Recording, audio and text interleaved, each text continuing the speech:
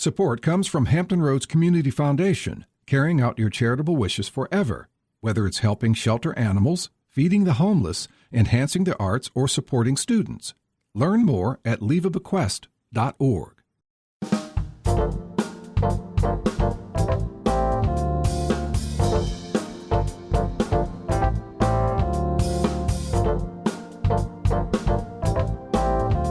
Hello, everyone. I'm Barbara Ham Lee. It's February, which means love is in the air as we celebrate Valentine's Day. And it's Black History Month, where we acknowledge the contributions of the African American community to our nation. So we thought we'd combine the two and talk about Black love. The popular misconception is that Black folks don't have meaningful, long-lasting relationships. On today's Another View, we dispel that myth and find out the secret to developing and keeping that forever love. Stay tuned. Another View will be right back after this national news from NPR.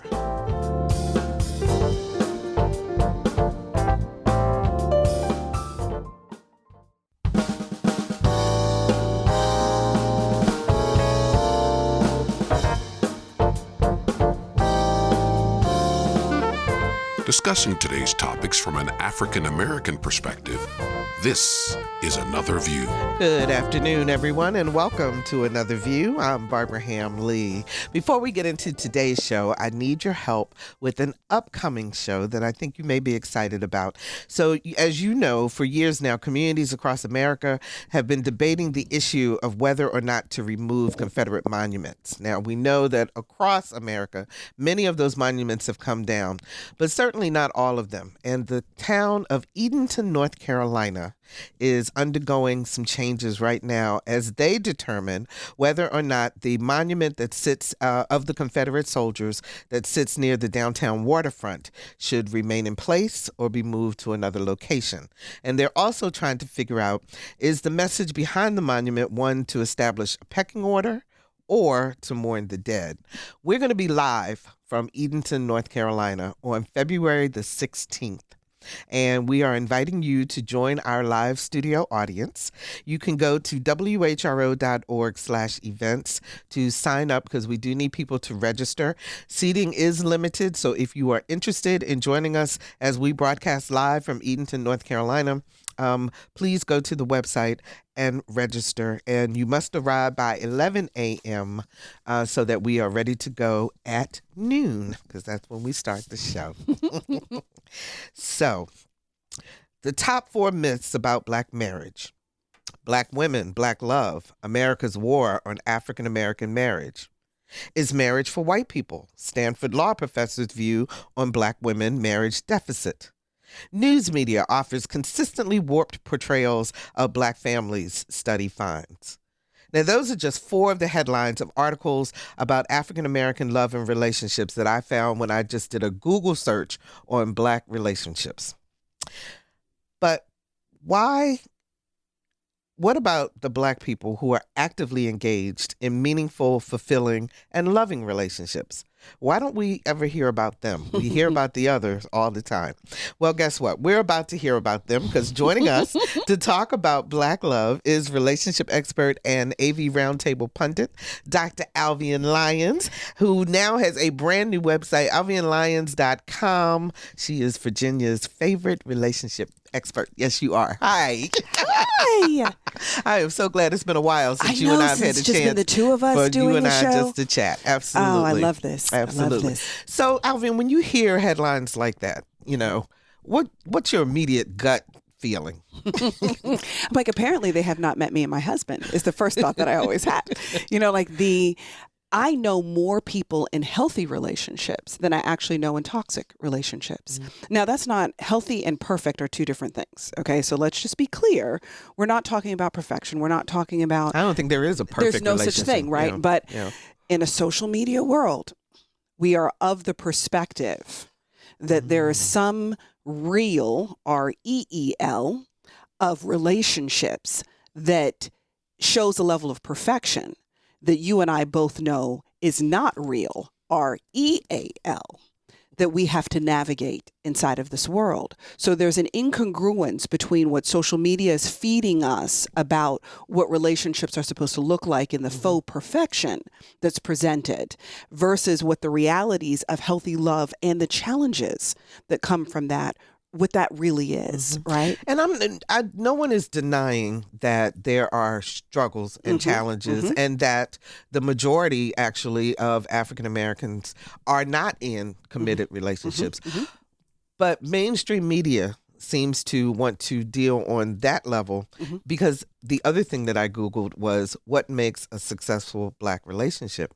And what struck me was that the headlines under that heading were primarily from African American publications. Interesting. And not from mainstream media. So again, selling that narrative that there's something wrong, in quotes, with our community, I think is a major problem. So I can feel it. Some people out there in the airways and in the audience are going, oh, come on, but love is love is love. Right. What makes Black love special?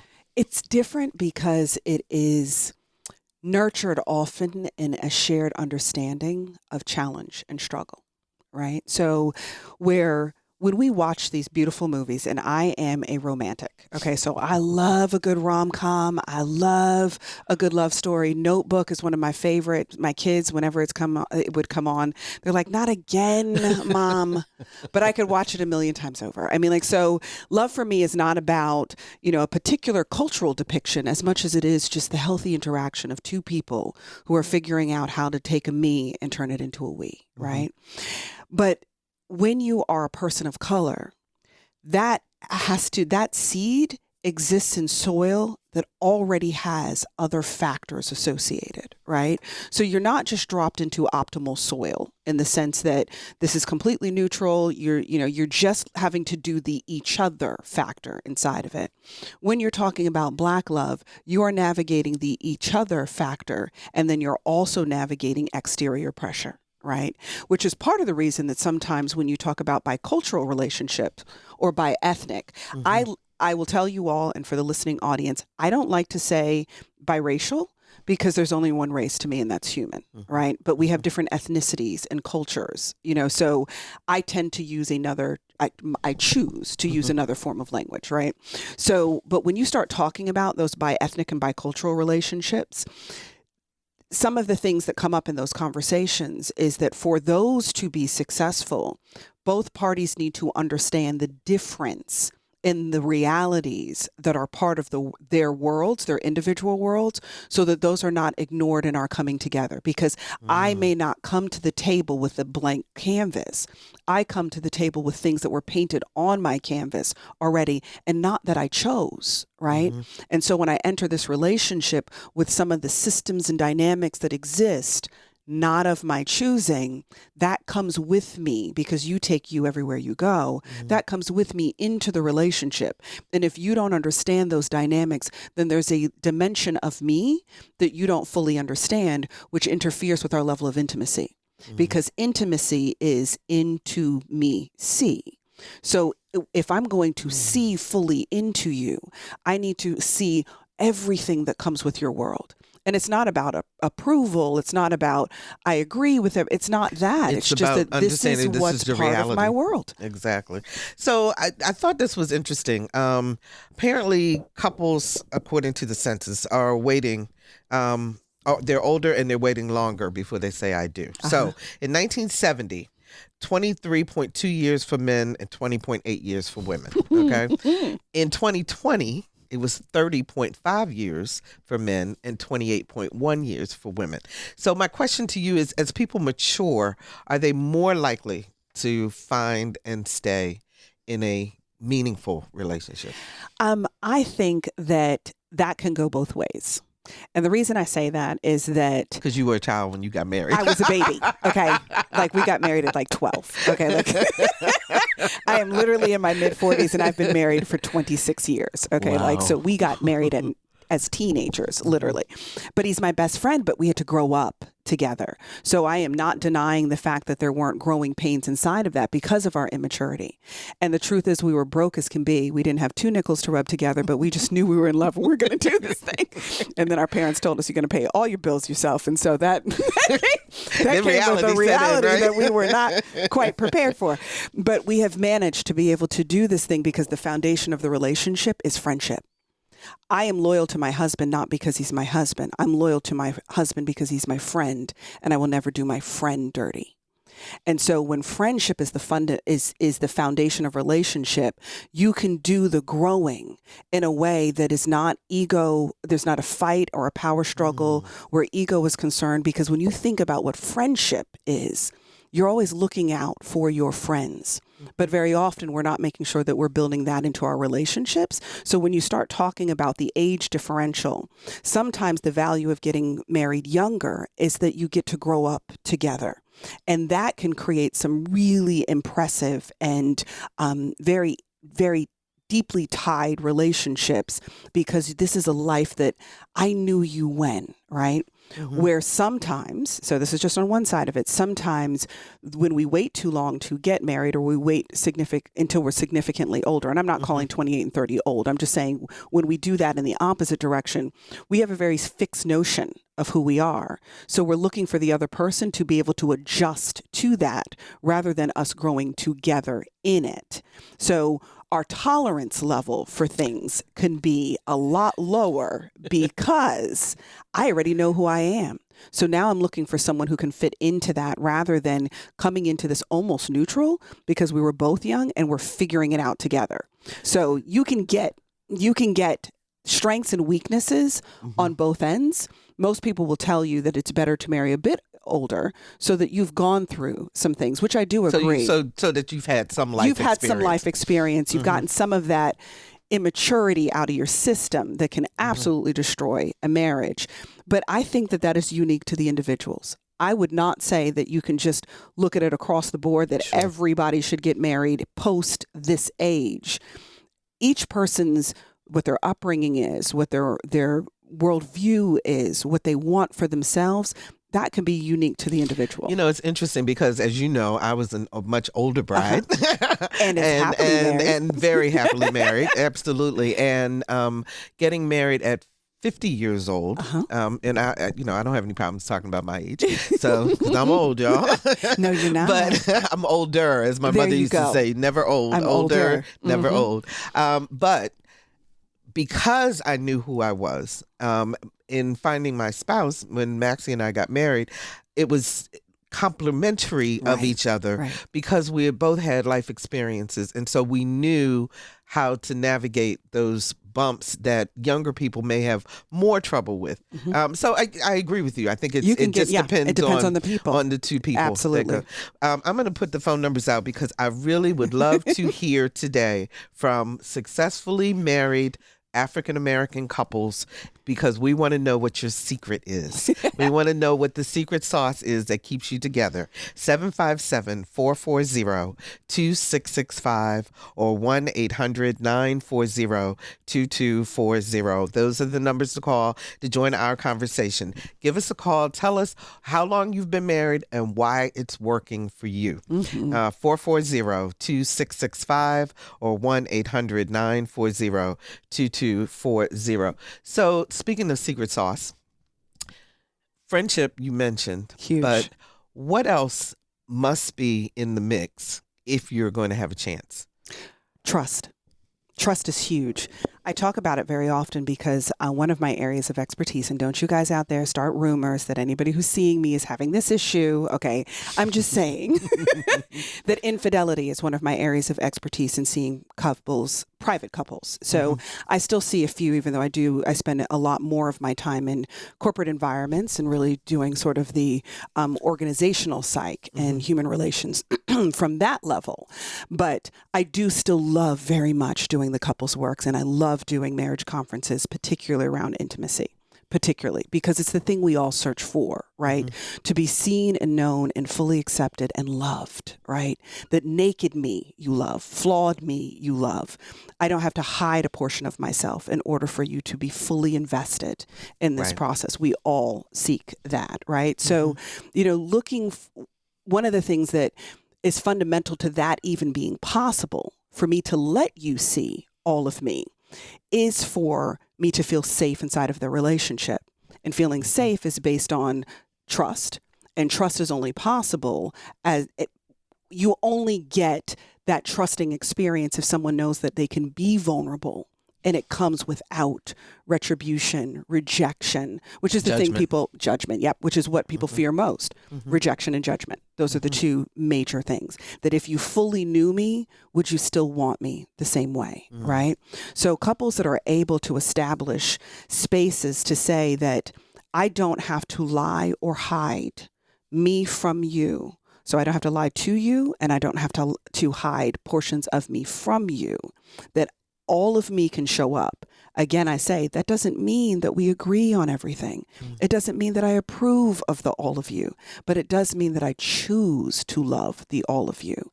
That when you have that as the foundation, that becomes the soil of the relationship.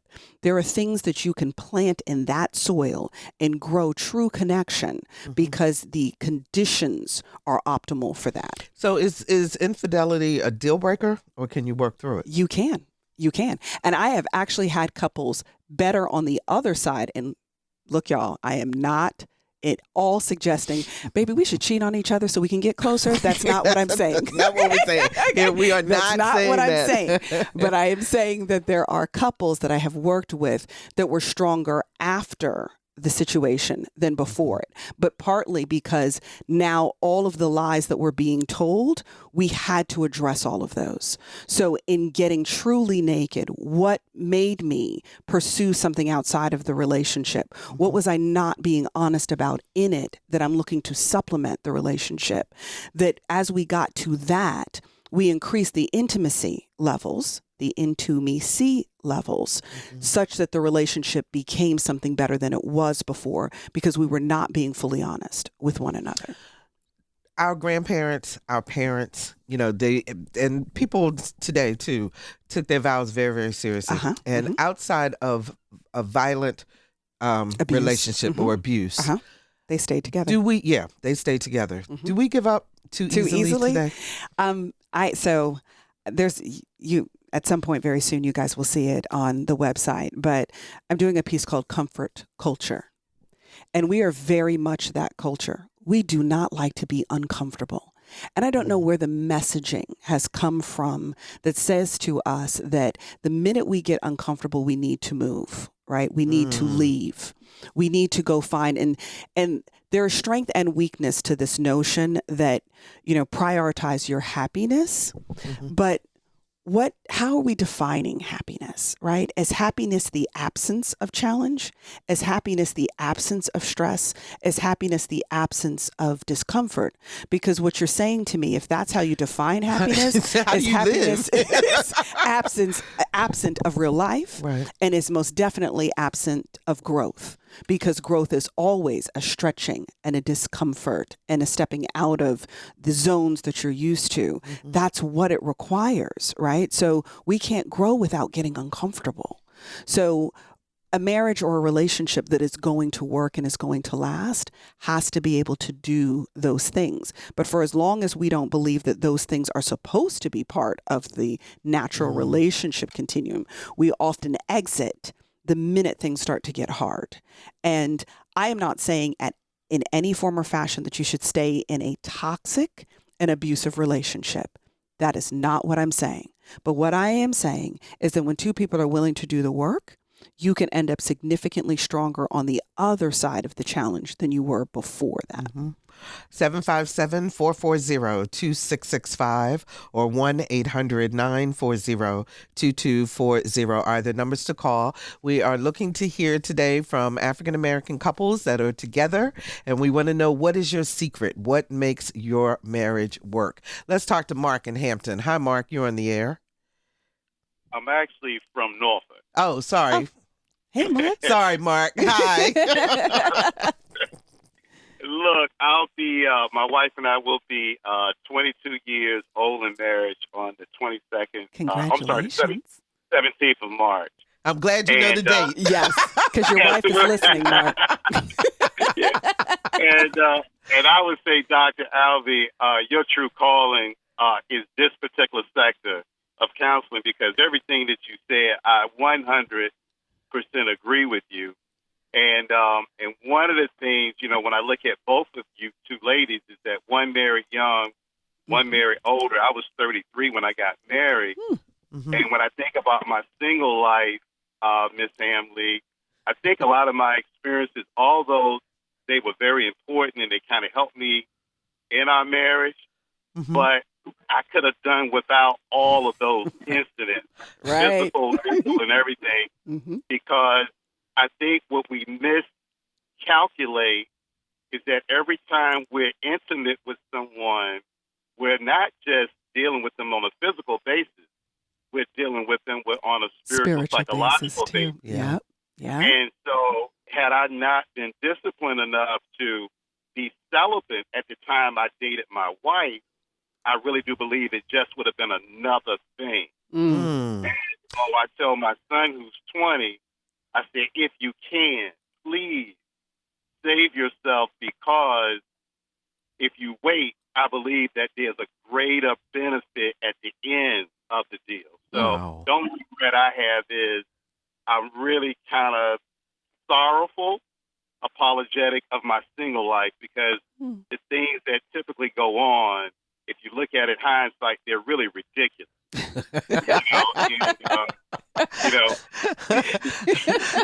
Mark, we appreciate the call, and we thank you for listening all the time, because Yes, Mark we is do, a regular Mark. who Yes, calls we in. do. So thank you so much, and congratulations on 22 years. That is and Mark's love so fantastic. big that it expands from Norfolk all the way to Hampton. Yeah, so absolutely. just know, So Mark, there that's you go. why we said Hampton, because your love is big. Actually, we have another call from Hampton. Let's try this one. Stacy joins us from Hampton. Hi, Stacy. You're on the air. Hey, Stacy. Hi, how are you? Okay. Yes, I was just calling to say that we were one of those couples that married really young. We were 21 and 22, and we've been married 18 years and have 3 beautiful children. But, yes, it has been such a journey, and I feel like it's only made us stronger because we've loved each other through so many stages of life. So we're in our early, I'm 40 now, and so it's just watching each other grow and, succeed and just accomplish so many things that, together has just been a strength for us.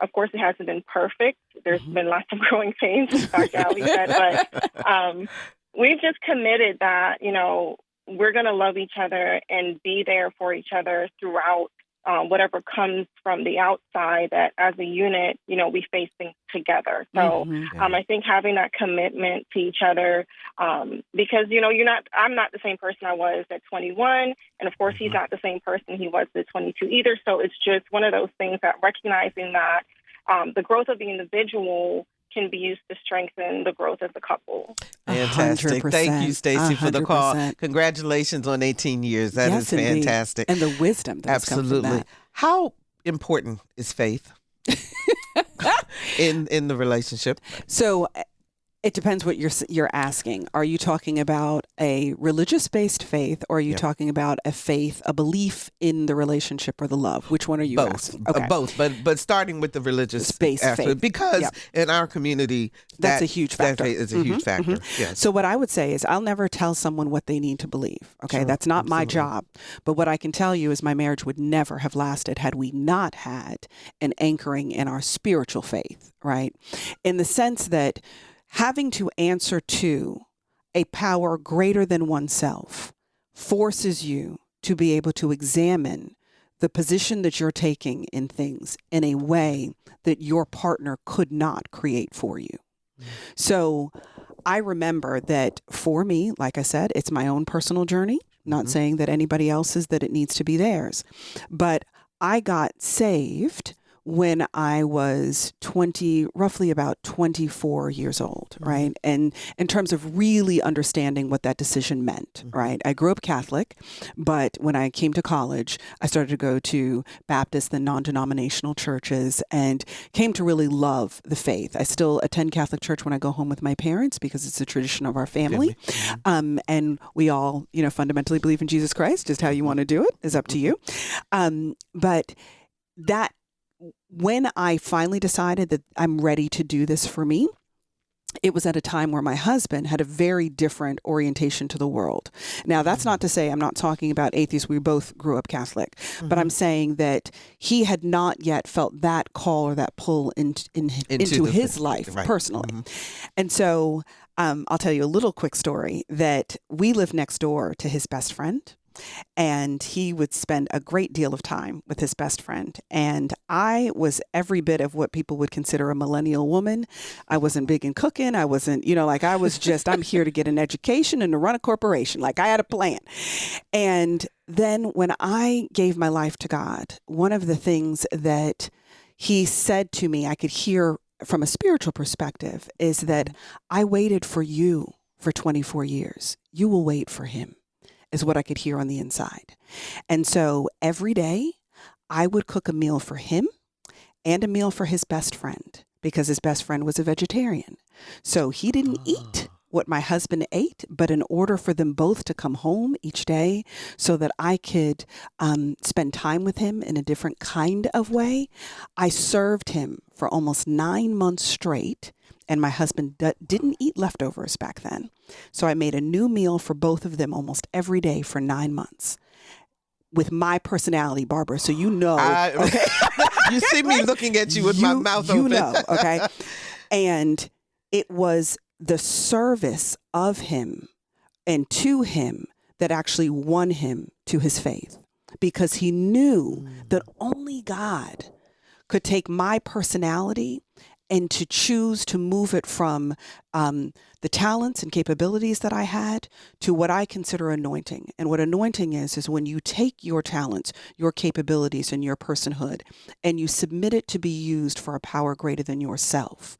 And then when God puts his hand on that thing, something amazing happens. And so I knew that I couldn't beat him over the head with scriptures in order to try to win him over. It needed to be through service, genuine service and love. I didn't do it for an agenda.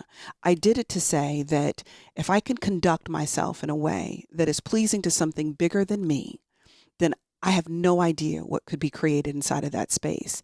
And through that choice, because submission is a choice, which means that it is empowerment, not disempowerment. Exactly. Okay? Because I have the power. I'm not being forced to do this. This is my decision, my act of service as unto you. And because it is my decision, it is my power. I choose to use this power in order to be able to serve and support you. That is my choice for this season. And that choice created an atmosphere of openness and vulnerability that my husband ended up getting saved after that. And it changed the trajectory of our relationship. If you're just joining us, we're talking about Black love with relationship expert Dr. Alvean Lyons. 757-440-2665 or 1-800-940-2240. We want to hear from you. If you are in a committed, loving relationship, we want to know what's your secret sauce. What is keeping you together? Let me ask you this question, Alvean.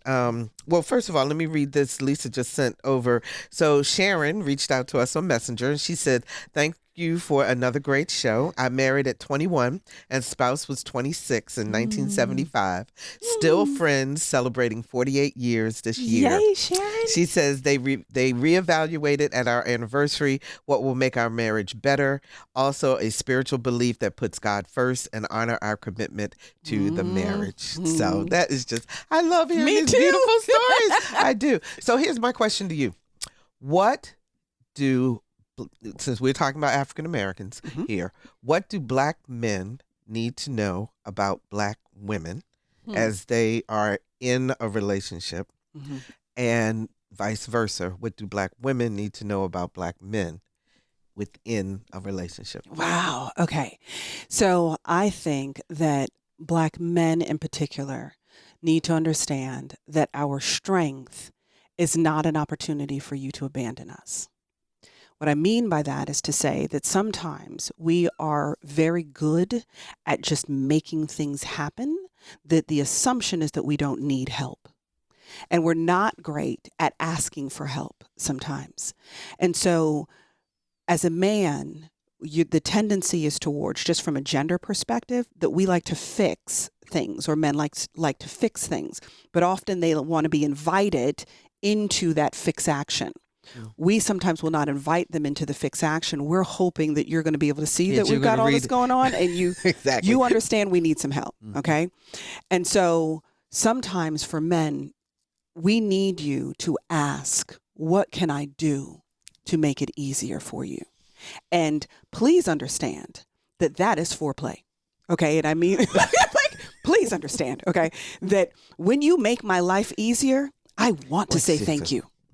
Okay. And I can say thank you in all kinds of ways, right? So whether there was actually an article that was done several years ago that was asking when women in general, period, no culture associated, find men most attractive. And the two top answers were when they are helping with the kids and when they are doing domestic work, as in you're making my life easier and you're making my life easier. Okay. So for a woman, those acts of kindness and service that allow me to have the energy to be able to enjoy you in a different way later, those things, we appreciate them. Okay. In big ways. In the converse, Black women need to understand that two things to be true where a man is concerned. One, he's not your dad. So whatever issues you had with your father, don't lay those on your man.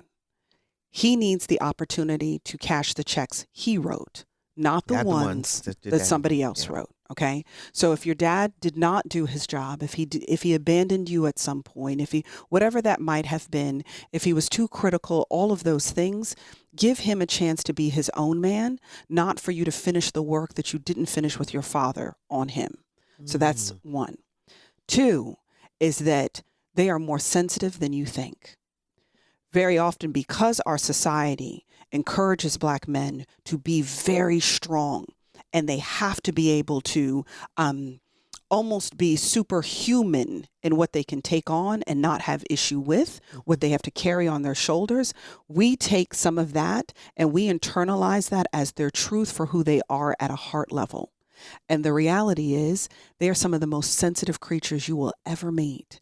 But they have to be in an environment where they feel that it's safe, going back to our earlier conversations, to be that vulnerable with someone and know that she will still see me as a man if I allow myself to be that sensitive and that vulnerable. So we've got to give room to each other so that we can do this thing together, that we are better together than we are apart. Let's see. Let's talk to Mike in Virginia Beach. Hi, Mike. You're on the air. Hey, good morning or good afternoon. How's everybody? We're Okay, good, how you Mike. doing? How are you? Everything's going great so far for a Thursday. My wife and I, we've been married 43 years. March the 27th. And but I met my wife when I was 10 years old. I saw her family moving into the neighborhood, and I saw her. I was on my bike, and I told my I saw them moving in. I just saw her from the back at first, and she had three sisters, and I couldn't really tell how she looked. But when she turned around and I saw her face, and I said, "Oh my goodness, that's the one."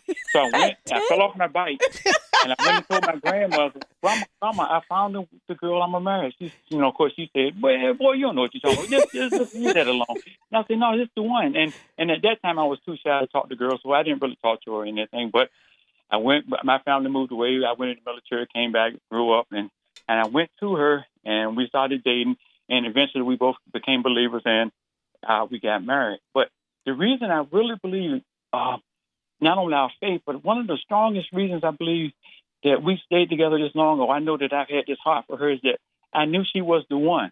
And once you know that you're married to the one, nothing else matters. I mean, because there's nobody else. She's the one. And that's what I attribute our marriage to, our faith, and knowing that there's nobody else for me.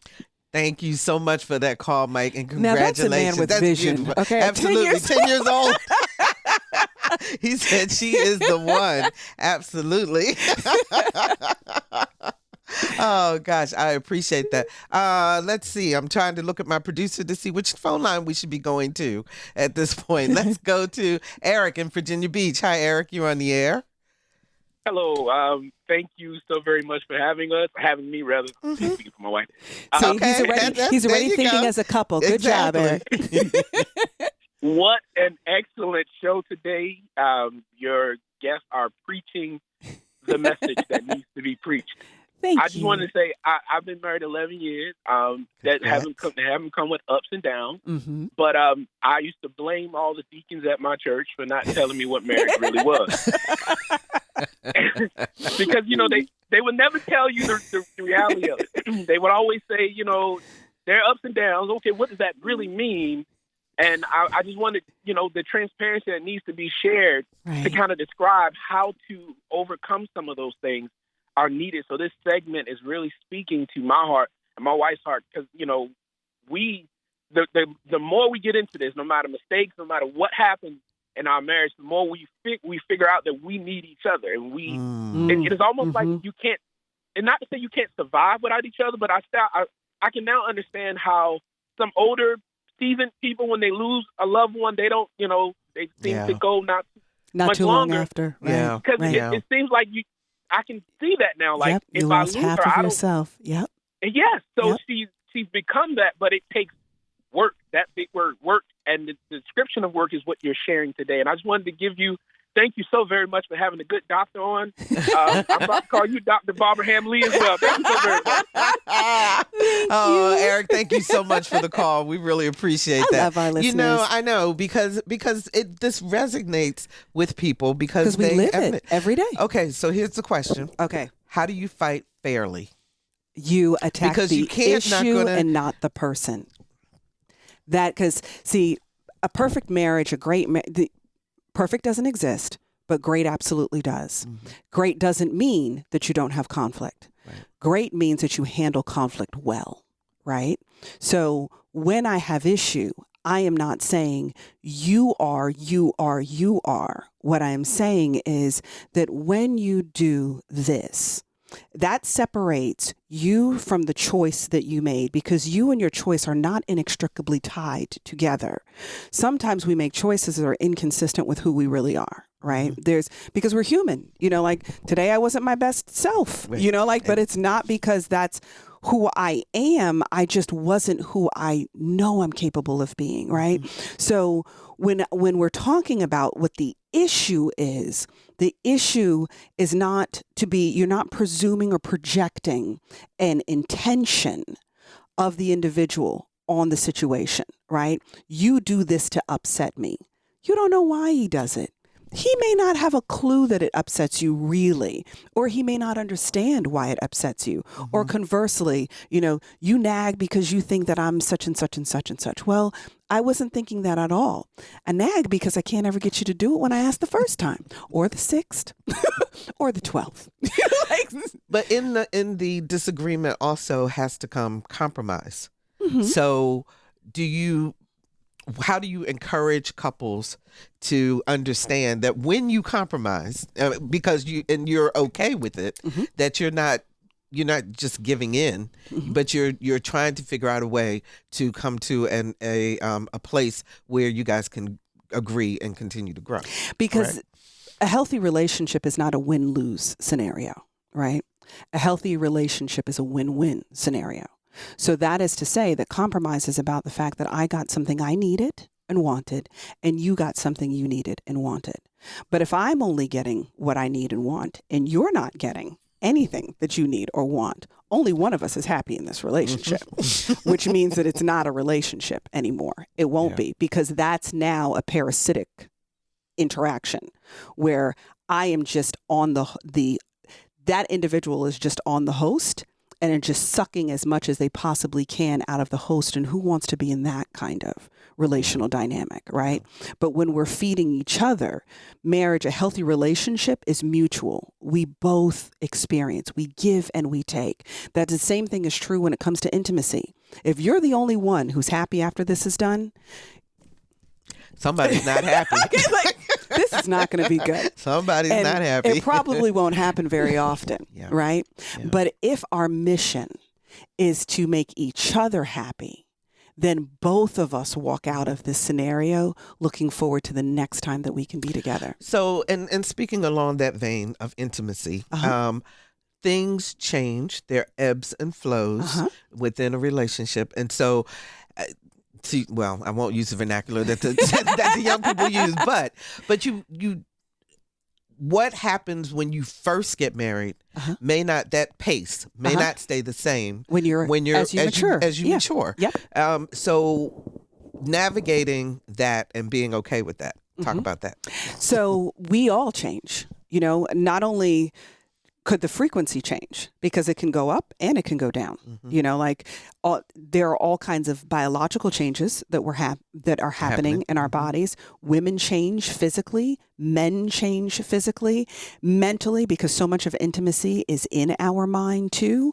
The stress levels that we may have, the demands that are on our worlds can change our ability to perform or to enjoy what's happening because we're not fully present inside of that space. There are lots of layers associated with the evolution that physical intimacy can go through inside of a marriage. Again, I say that the friendship component inside of the relationship allows us to be able to discuss these things openly and honestly without judgment or feeling rejected by the fact that I want you more than you seem to want me. But it might not be that. It might be that I'm afraid that if you knew how much I wanted you, or if I acted on that, you would think that the only thing I want in this relationship is you physically. So I might hold back where that's concerned. And then the things that please you will change. So what you enjoyed at 20-something may not be the same thing you enjoy at 30-something, 40-something, 50-something, 60-something. And make no mistake, I got clients at 70-something having a good time too. Okay, but it's like people used to say to me, at some point you have to talk to each other. You have to have conversation with each other, because it's not always going to be all physical all the time. Oh no. And true intimacy is both emotional and spiritual and physical and intellectual. It's all of the dimensions that make you who you are. Those things are present even in the physical expression. Right. So I know that if I cry after it's done or in the middle of it, you understand that my tears are not me being sad about this. It's almost an emotional release because whatever I had been holding, when us coming together the way that we're coming together has allowed me to let that go, and it can show up in lots of different forms. But if we don't know each other well enough, it could freak you out in such a way that you think I've got some weird hang up, and so now I don't want to upset you, but I don't want to bring it up, and so things that could easily be understood are left unanswered because we're not talking to each other. Because we're too afraid to bring things up and to talk to one another. We got a couple more calls I'm going to try to get in before we're done. Angela joins us from Newport News. Hi, Angela. You're on the air. Great afternoon, ladies. Hi, Angela. I appreciate this segment. Dr. Lyons, you are on point with everything you have said. Thank you. I have been married for 30 years. We married at 23, and February 5th, we will be celebrating 30 years. Congratulations! Happy anniversary! Now, I will say, I wanted to ask the question, but you all just brought it up. Okay. I was going to say that the secret to our marriage was compromise, as well as communication, because I often would tell my husband, I can't read your mind and you can't read mine. Right. We have to communicate. I'm chuckling because my husband always says, stop trying to read my mind. I keep telling you, you're not doing that. So Angela, first of all, communication is that your secret sauce? Yeah. She said compromise and communication. Compromise and communication. Okay. I love it. 30 it's like years. Salt and pepper and food. You got to season it just right. That is fantastic. Happy anniversary and congratulations. Yes, that is great. So what's your secret sauce? So I love that you asked me that question because my answer is the shower. The shower. The shower. So my husband and I shower together every single day. And people think that that's about getting into physical intimacy, but that's not what it's about. It's a practice for us. And we didn't walk into it with that intent, but it was just something that we just always have enjoyed doing. Mm-hmm. But we talk inside of the shower. I use the shower door as a whiteboard. Sometimes we are planning things out on the shower door. But more importantly, it's the value of being naked and unashamed. The practice of that. We pray together almost every day in the shower. He leads prayer and I always finish it. And when he introduced that for us in our marriage, it completely catapulted our intimacy. The idea, because as humans, our flaws are often the things we're trying to fix, right? And as we get older, things change. Gravity grabs stuff, things change, right? And so being able to and practicing not hiding the imperfections, the changes, and all of that are happening for both of us from one another completely nurtures that intimacy. It is quite literally the biblical actuality of naked and unashamed. And that seed of practice there is what we take from the shower into our everyday world. That I am able to be naked emotionally, intellectually, spiritually with you, and unashamed that is my identity of this moment. And even for couples who may not have the shower, but there needs to be you time. Absolutely. Together. Symbolic space that is just for you. If you have small children, if you have to hide in the closet sometimes, sometimes that's what it is. The bathroom for a lot of couples that have smaller children is that space. It's the one thing that you can lock, and mommy and daddy are, leave me alone. So, and if you have pets, sometimes you got to keep them out too, because they'll come sit in the bathroom with you. Tell me about it. Yes. So I believe that the practice of that, for us, we just happen to love it in every form and fashion, but it almost became the blueprint for how we operate with everything else. That we start our day like that, and it sets the tone for how we do the rest of our day. It's how we do our communication. It's how we do our interaction. It's how we do. And that naked and unashamed is fundamental to true intimacy in a relationship. How important is date night? So for some people, it's huge because their lives are so busy that they have to carve out a very intentional period of time to be able to connect. So it's more date night it's less about the fact that it is a date night as much as it is about carving out intentional just you me time, right? For those of us who may have greater flexibility in our schedules, date night isn't as big a thing because you go out and you do things together all the time.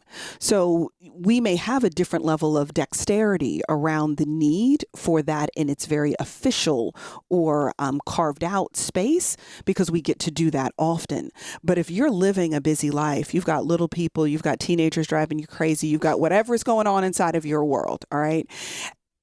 If that is not something that you guys being able to spend quality time, I'm not talking about quantity, because we could be in the house together and really not communicating.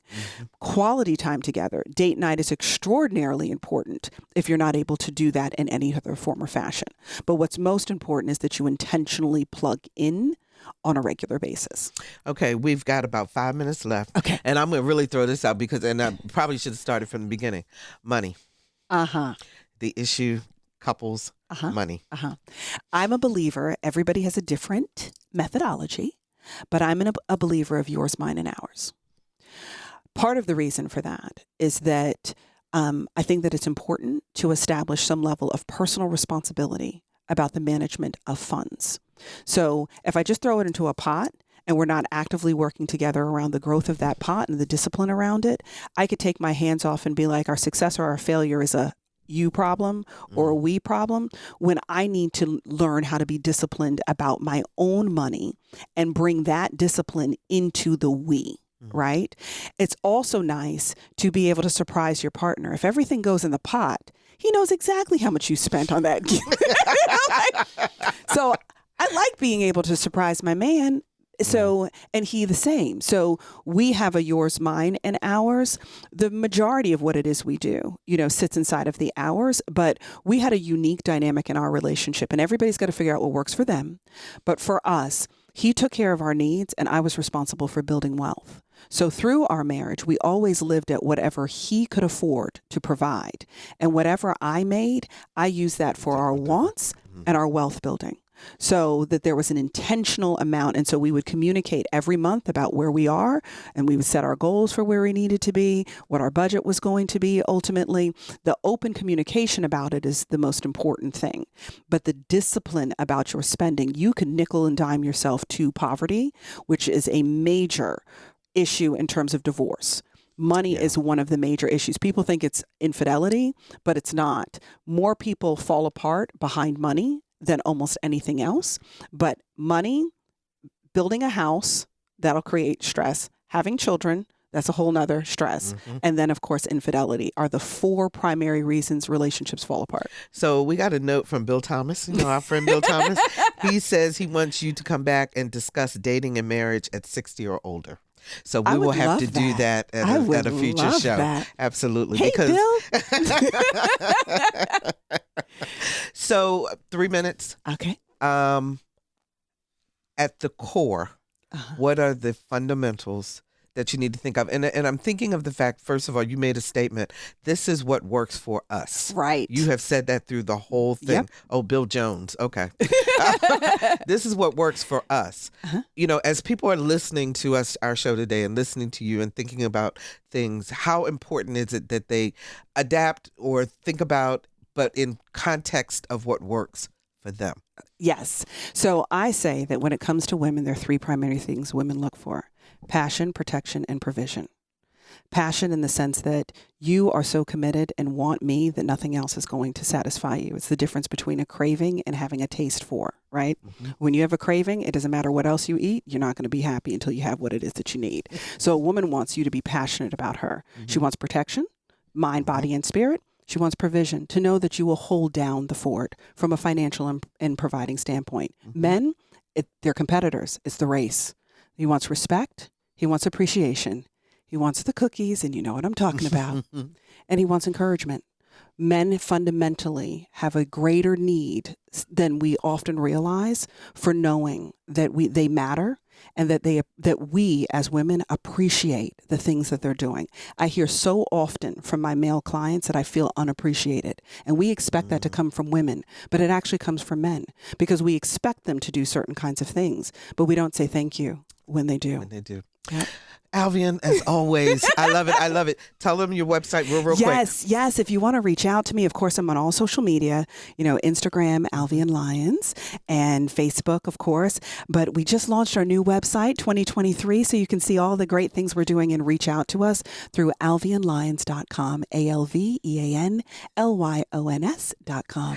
Thank you, Doctor. Oh, my gosh. Thank you. I love our time together. I do, too. And I love our listening audience. Thank you, guys. Our audience is just fantastic. And I was going to say a very special thank you to those of you who called in to share your love stories. Now, you can listen to this show again, or you can share it with a friend.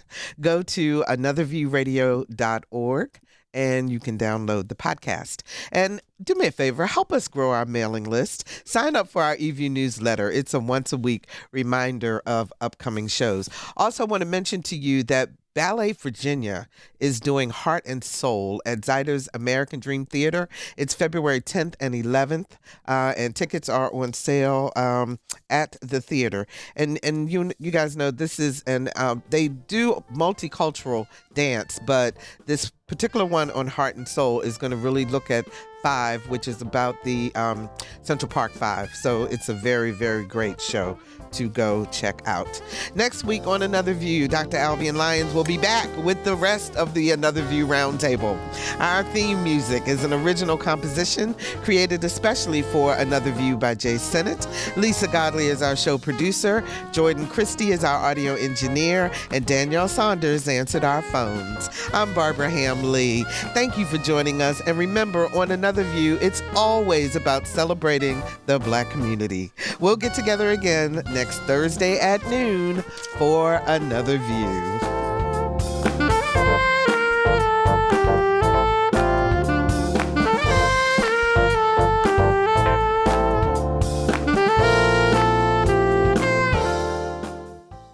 Support comes from Hampton Roads Community Foundation, partnering with donors from all walks of life to improve southeastern Virginia through grants, scholarships, and leadership initiatives. Learn more at hamptonroadscf.org.